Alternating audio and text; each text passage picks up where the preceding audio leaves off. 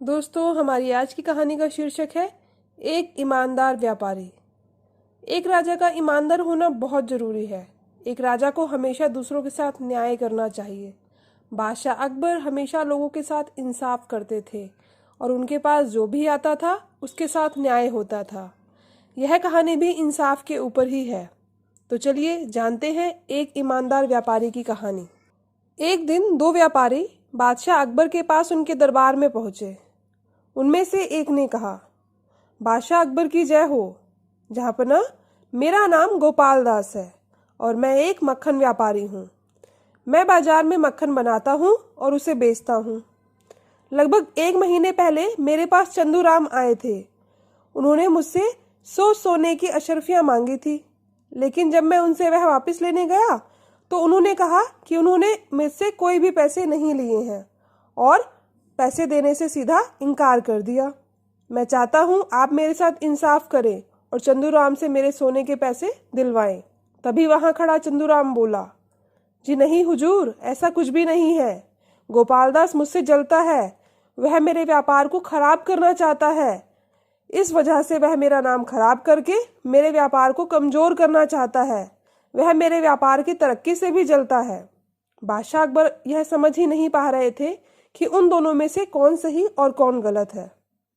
ऐसे में उन्होंने यह काम बीरबल को दिया। उन्होंने बीरबल से कहा कि वह इस बात का पता लगाए कि इन दोनों में से सच कौन बोल रहा है और झूठ कौन। इसके बाद बीरबल ने गोपाल दास से अपनी बात कहने को कहा और उनसे पूछा, उस दिन क्या हुआ था गोपाल दास, मुझे सब विस्तार से बताओ। लगभग 1 महीने पहले शाम के समय जब मैं अपने दुकान पर काम कर रहा था, तब मैं अपनी दुकान का काम समेटकर बंद करने की तैयारी में था। तभी मेरे पास चंदूराम आया। हम दोनों में अच्छी बात हुई। क्योंकि वह मेरा दोस्त है, इसी के चलते हमने एक दूसरे से बातचीत की।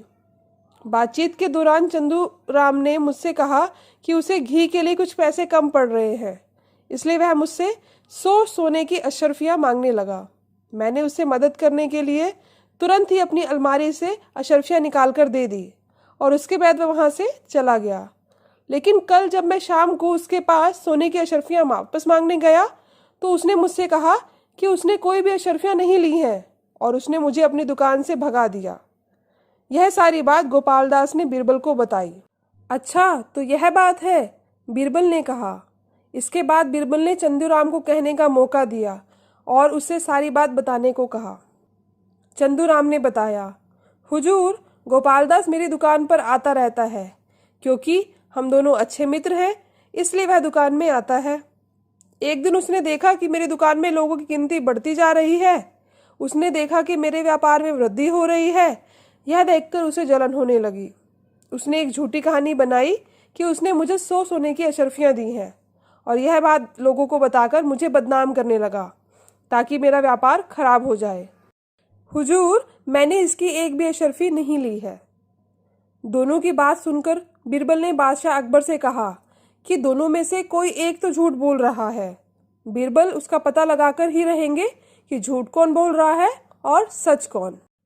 यह सब हो जाने के बाद उस दिन की सभा स्थगित हो गई और सब अपने अपने घर लौट आए।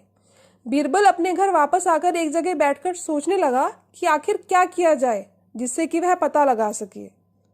ऐसे में उन्होंने दोनों के बारे में जानने की कोशिश की। इसके लिए उन्होंने घर के एक नौकर रामू को बुलाया और उसे बाजार जाने को कहा। बीरबल ने रामू से कहा, रामू, तुम बाजार जाओ और गोपाल दास और चंदूराम के बारे में सारी जानकारी लेकर आओ। रामू बाजार की ओर गया और वहां लोगों से बातचीत की। दोनों के बारे में जानकारी जुटाने के बाद वह घर लौट आया और बीरबल को सारी बातें बताई। रामू ने बीरबल को बताया, मालिक, दोनों में से गोपाल दास सबसे ज्यादा ईमानदार है और लोग चंदूराम के साथ व्यापार करना पसंद नहीं करते क्योंकि वह कई बार लोगों के साथ बेईमानी कर चुका है। यह सब सुनने के बाद बीरबल ने एक तरकीब सोची। वह 2 मटके लेकर आए। उन मटकों में उन्होंने घी डाला और घी डालने के बाद उन्होंने दोनों मटकों में एक एक सिक्का डाला। सिक्का सोने का था।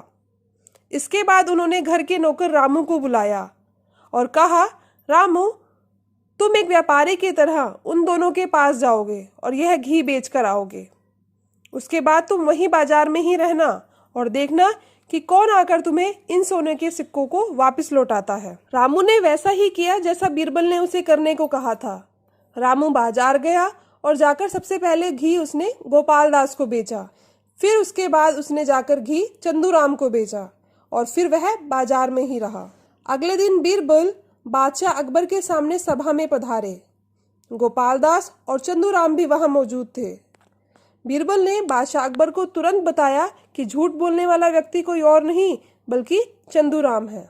यह सुनकर बादशाह अकबर ने बीरबल से पूछा, अच्छा, अगर ऐसी बात है तो बीरबल, क्या तुम मुझे बता सकते हो कि तुम किस वजह से चंदूराम को झूठा कह रहे हो? बादशाह अकबर की इस सवाल का जवाब बीरबल ने दिया, जहां पना, कल मैंने रामू को एक काम सौंपा था और मुझे पता चला कि गोपाल दास ने मटके में रखा हुआ सोने का सिक्का रामू को ईमानदारी के साथ वापस कर दिया। लेकिन दूसरी तरफ चंदूराम ने ऐसा नहीं किया। उसने वह सिक्का अपने पास ही रखा। इससे साबित होता है कि चंदूराम एक ईमानदार व्यक्ति नहीं है। जो व्यक्ति एक सोने के सिक्के को लेकर लालच दिखा सकता है तो 100 और सोने के सिक्कों की बेईमानी तो वह कर ही सकता है।